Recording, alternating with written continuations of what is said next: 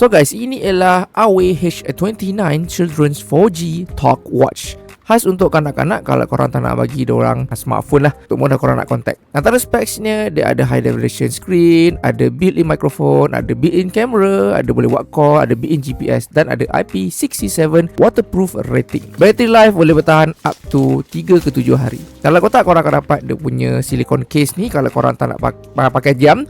Tapi sebabkan jam ni pun agak besar, seperti korang tengok ni, macam saiz dewasa sebenarnya. So dalam lain korang dapat dia punya lanyard, dia punya SIM pula dan dia punya user manual. Last sekali ialah dia punya cable charging lah. Jadi kalau korang tengok dari segi design dia, ada jenis petak, di belakang kanan tu ada dia punya button dan dia punya speaker.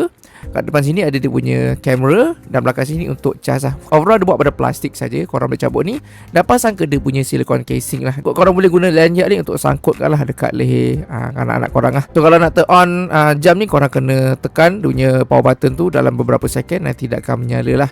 So korang kena tunggu sekejap, nanti bagi dia power up. Dan dari segi dia punya OS bagi saya agak smooth, okey, tak adalah terlalu laggy sangat.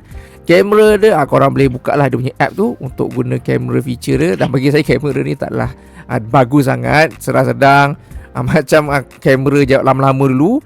Dan kalau kiri ni ada dia punya tempat nak buka SIM lah. Korang boleh letak SIM card untuk korang nak buat call lah dengan menggunakan smartwatch ni. Jadi seperti korang tengok ni, saya gantung saja smartwatch ni untuk budak-budak pakai. Sebab kalau orang pakai kat tangan dia terlampau besar sangat lah. Ada app ni yang dipanggil SE Tracker 2, di mana korang kena pairkan ke smartwatch ni untuk adjust semualah.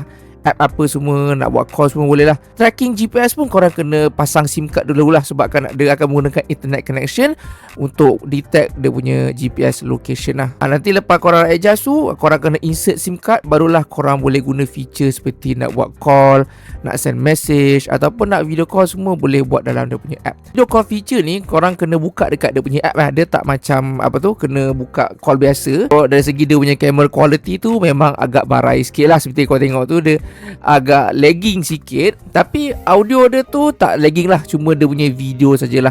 Korang pun boleh tengok lah microphone test ni, korang boleh nilai lah sendiri. Inilah cubaan mikrofon daripada Huawei H29. Cubaan 123, cubaan mikrofon 123, cubaan mikrofon 123. Testing.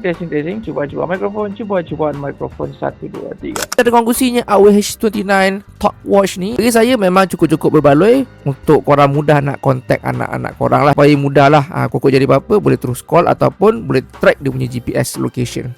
So kalau korang berkenan, boleh dapatkan sekarang.